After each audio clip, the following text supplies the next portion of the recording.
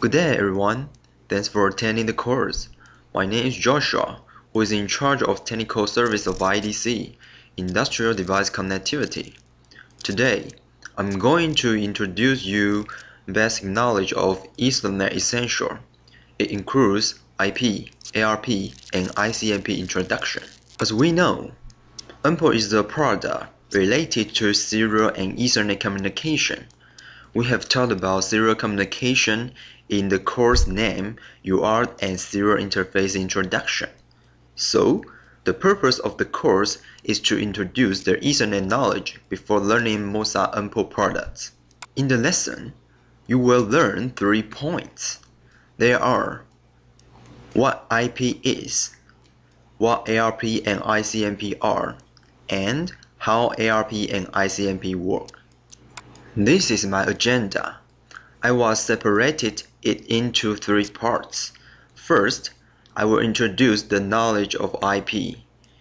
Then, we will learn what is ARP and how does it work in second part. And the last part, I will show you what is ICMP and how does it work. Before IP introduction, I would like to ask you a question. If there are 2 computers, they want to communicate with each other through Ethernet in the same subset. What should they do? Can they communicate directly, or should they get some information in advance? Well, the answer is they should get some information. Here, I give you an example. Each of computer has the IP. You can see IP as an address. If you are a postman, you also need to know who is addressee.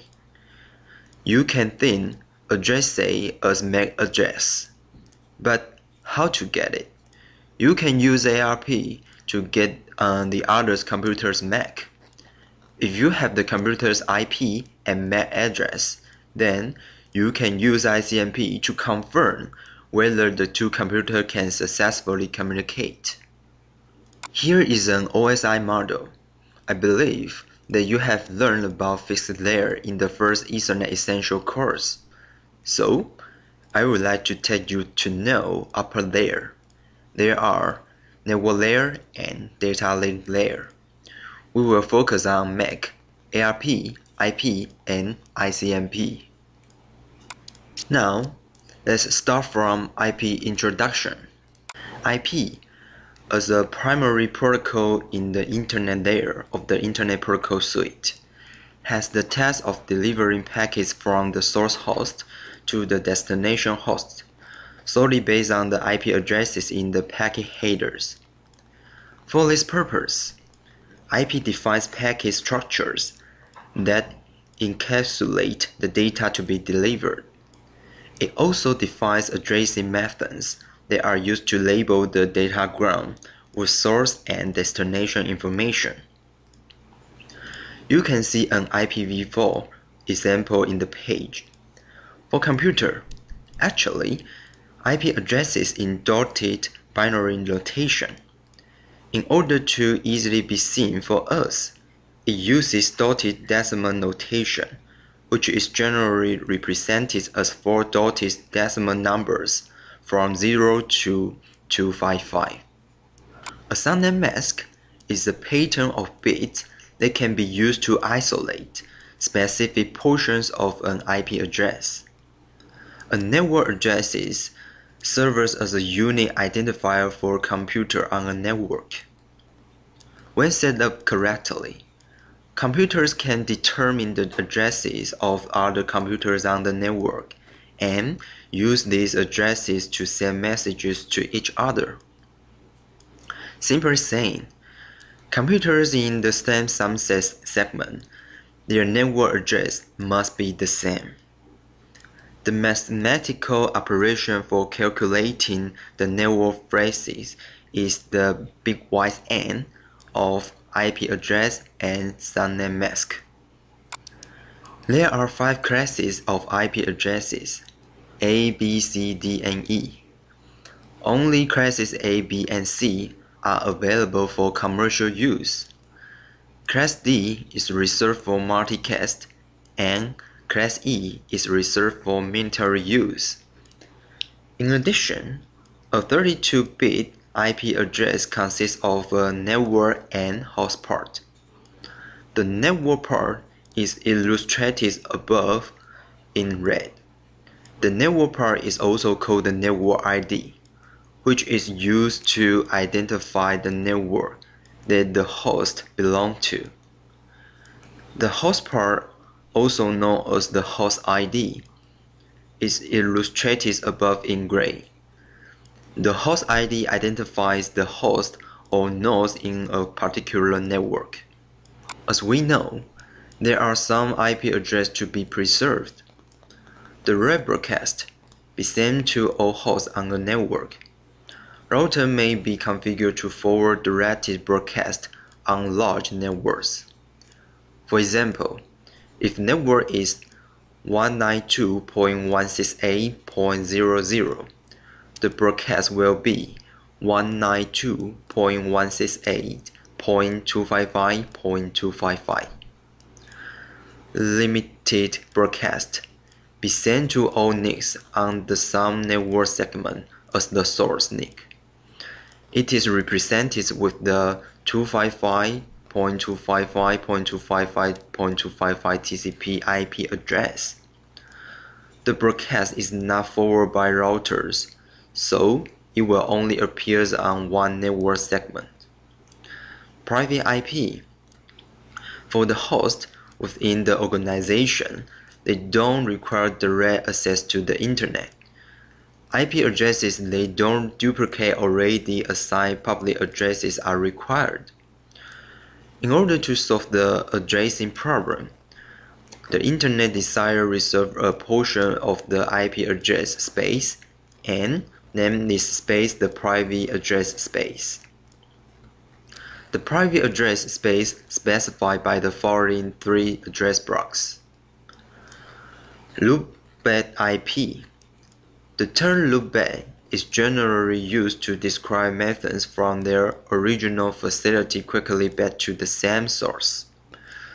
This is primarily intended as a means of testing the transmission or transportation infrastructure.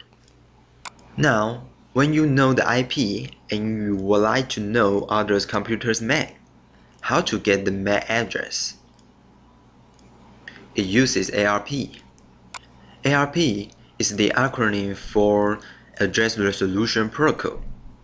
It is used to convert an IP address to a MAC address.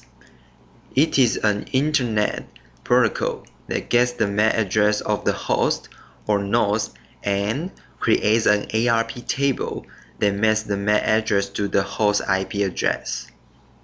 How ARP works? If one host needs to know the MAC address of another host on the same subnet, the first host sends a broadcast message to the network through ARP that requests the MAC address. The others will get the packet and send ARP reply to the first host. Here gives you an example. If computer A would like to ask the computer C's MAC address, A will send an ARP request. It is a broadcast packet. After C receiving it, C will send ARP reply, including MAC address and the IP address to A. Then, the information will be recorded in ARP table.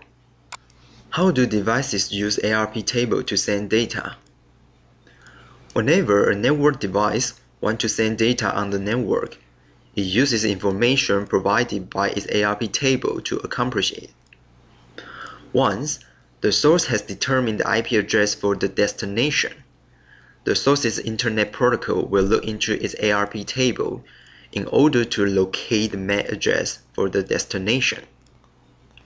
If the Internet protocol locates a mapping of destination IP address to destination MAC address in the table, it will bind the IP address with the MAC address and use them to encapsulate data.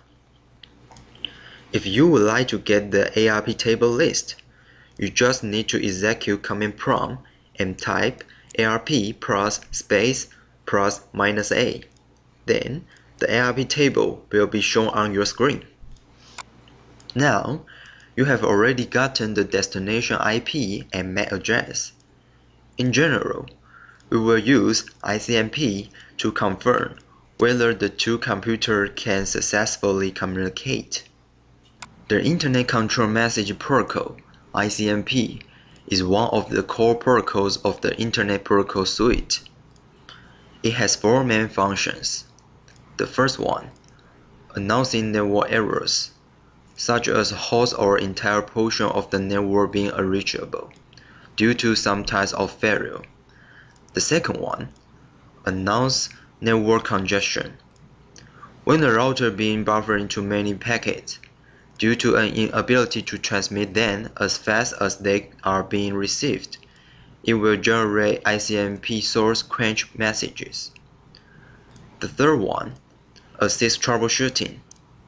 ICMP supports an echo function, which just sends a packet on a round trip between two hosts. PIN, as a common network management tool, is based on this feature. PIN will transmit a serial packet, measuring average round trip times and computing loss percentages. The last one, announce timeouts. If an IP packet TLL field drops to 0, the router discarding the packet will often generate an ICMP packet announcing this fact. Let me introduce the PIN function that we usually use. The function of the PIN command is to see whether you can reach a particular machine. Your machine sends a special message, and the other machine replies. There is an example for you. There are two computers, A and B. I want to check whether A can reach B. A will send ICMP request to B if B got the packet, and it will send ICMP reply back to A. You can easily do a simple test by using command prompt. You just type PIN plus space plus the destination IP and press enter, and the result will show on your screen. Above all are today's courses. So, for the slide, we will highlight the points again. First one, when computer connected to the internet, the computer will be identified by IP address. Second, ARP maps the MAC address to the host IP address, and ARP table is to record the devices communicating with the host. Third, ICMP is used to diagnose network status and troubleshoot network errors. It's my last slide. Thanks for your time, and congratulations to you to finish the course. Remember to take the quiz of the lesson to check how much you have learned. Thank you.